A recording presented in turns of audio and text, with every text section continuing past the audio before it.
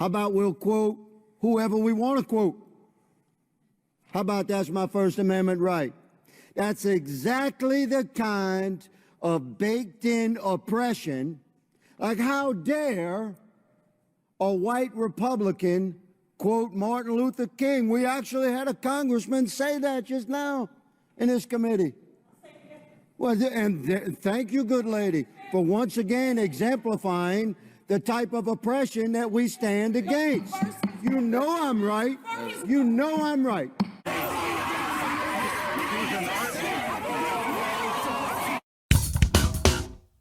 One of the great things about Donald Trump being elected all the way back in 2016 is that it seemed like a lot of Republicans finally grew a spine, right? Especially those in Congress. So after years, of course, of being castigated as racist, sexist, bigot, homophobes, many people are like, that doesn't really matter to us anymore because you've always called us that and you always will call us that, and it's lost all power. But now, of course, we're seeing the same thing happen again in 2024, and it warms my heart to see it happen in real time, especially in the hallowed halls of Congress. So before we get to the video, please like and comment. We can break through the algorithms. Here we go.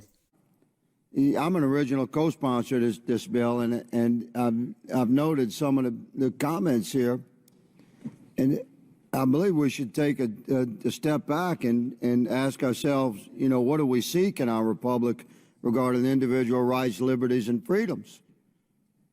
I mean, do you believe in those core tenets of our republic or not? We have an opportunity before us with this bill to push back against it. The ranking member mentioned a sweeping attack. Yes, this is what we have suffered. We have suffered as a nation, a sweeping attack against equality. That's exactly what we're fighting against. Another colleague mentioned oppression and degradation. It's exactly what we're pushing back against. This is a bill that eliminates government-sponsored oppression of individual rights, liberties, and freedoms. But we are debating legislation that denies the sky is blue, water is wet, and racism is real. The major provision of the bill says to ban anything that acknowledges racism. And a few pages later in the exact same bill, there are multiple provisions discussing the presence of racism. This Republican approach is as predictable as it is nonsensical. On one hand, they're saying that racism does not exist. On the other hand, they are saying there is rampant reverse racism. Well, how do you reverse something that never existed in the first place? Riddle me that. While this Republican policy may have a new name, it's the same old tired game. Look, y'all are entitled to your opinions, but not a denial of the facts. Do you all know your history? Do you know American history? The original Constitution counted enslaved individuals as 3/5 of a person. And I'd also just like to take a personal note of privilege to say, please keep Dr. Martin Luther King Jr.'s name out of your mouths. Yes. Your perversion of his words and his mission when his children have asked you to stop invoking his name and perverting his work when he was a proud and unapologetic black man fighting for equality for black Americans and all marginalized people. So you all are entitled to your opinions, but not a denial of the facts. But I'm not surprised that you would deny American history. A colleague across the aisle invoked the phrase of, we must do everything to stop government-sponsored oppression.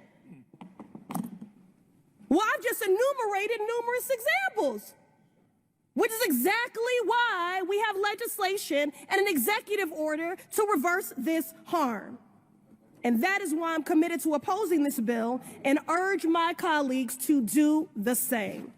I thank my colleague, and I appreciate my Democrat colleague for exemplifying exactly the kind of oppression of freedoms that we're referencing. How about we'll quote whoever we want to quote? How about that's my First Amendment right? That's exactly the kind of baked-in oppression. Like, how dare a white Republican quote Martin Luther King? We actually had a congressman say that just now in this committee. Well, and thank you, good lady, for once again exemplifying the type of oppression that we stand against. You know I'm right. You know I'm right. Order, order. Mr. Higgins has the floor. And we will quote who we please to quote. A disgrace. And we will continue to speak freely because now I'm a veteran. That's the country that I serve. That's a constitution I swore an allegiance to. And that oath has no expiration date. I will fight for it with my last life's blood. For my right to speak freely and yours, good lady. You will never hear me saying, how dare you quote anybody you please to quote.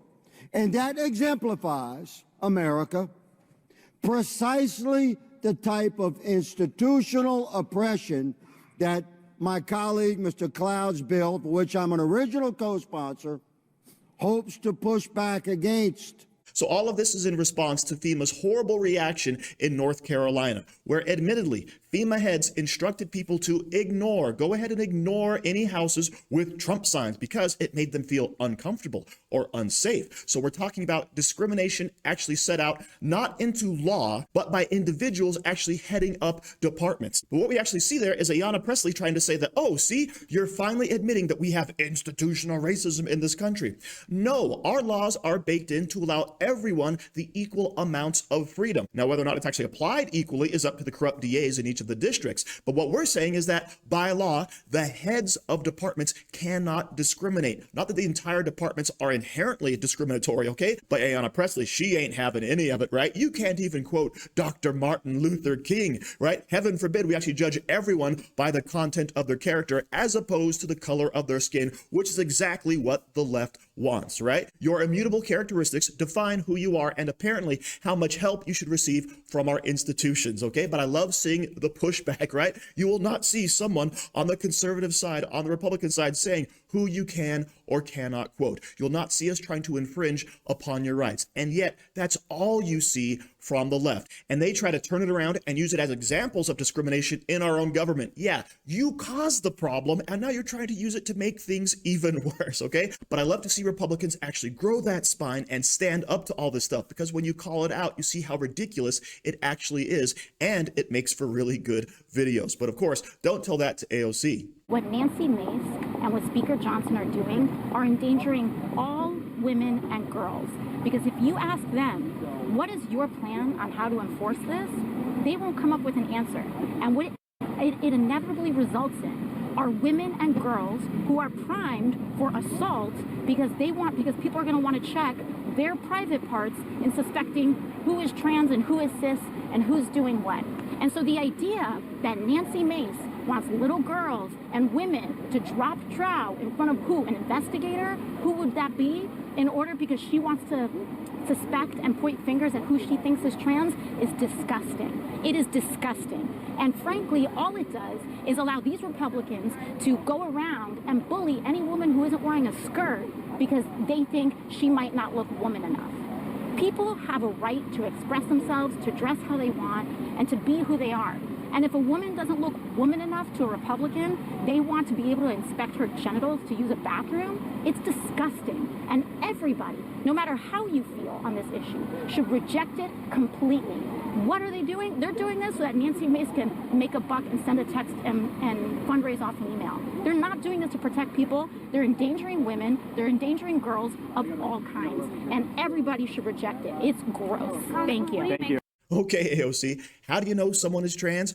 They'll tell you, all right? This is not something that they want to keep secret because they want the accolades for doing absolutely nothing. And the idea that we're going to be dropping trow and checking genitals is ridiculous, all right? Because guess what? We can tell these people are not passing the test, all right? You could look at them and say, obviously, yeah, you're a dude, you don't belong, get out. But could you have imagined this happening just a couple of years ago? Republican leadership actually saying, you know what? We're not going to allow men in women's restrooms and dressing rooms, right? It would be unheard of. It would have been the death nail in their coffin. But here we are in modern day and age with Trump elected, and we don't give two craps about your hurt feelings anymore. We are basing all of our arguments in reality. But of course, the left will only learn these lessons when it finally happens to them, as we've seen recently in New York City.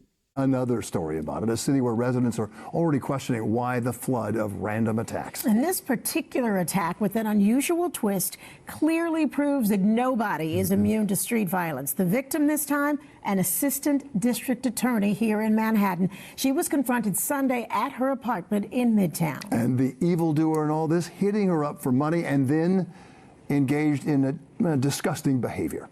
Here's Lauren Glassberg.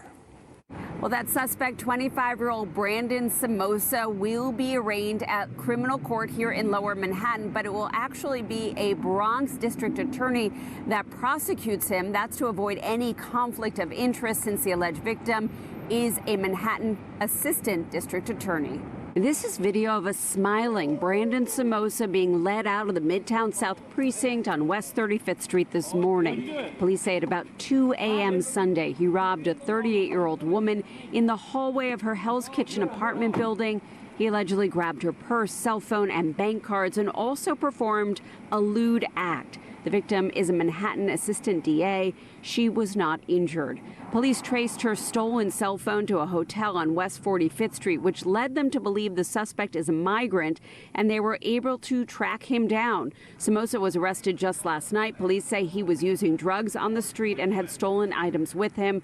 Police believe he is part of Tren de Aragua. That's the Venezuelan gang that has preyed on people in Times Square and Central Park. Somoza is facing a number of counts, including sexually motivated robbery and burglary. He also has 6 prior arrests, all from this year, on similar crimes.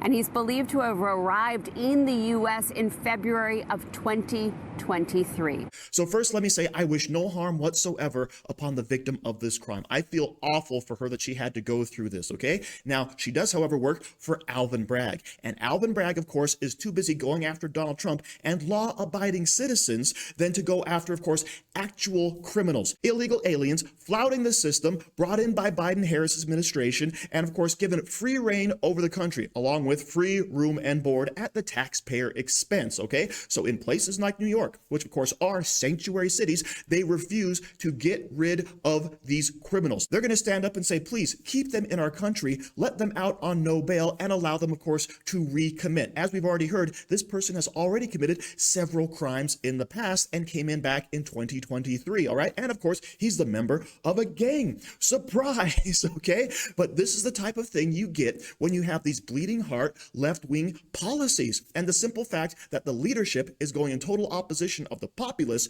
shows how out of touch they are. But on the other hand, New York has repeatedly voted for this, right? They vote blue, they vote Democrat, they vote liberal, and they get exactly what they deserve. And I hate saying that because I don't want to see these people suffer. But when you repeatedly put in the same people who are causing all of your problems, then none of your problems will ever get solved. So thank you very much for watching. Don't forget to like, share, comment, subscribe, and stay safe out there, people, because they're coming after you.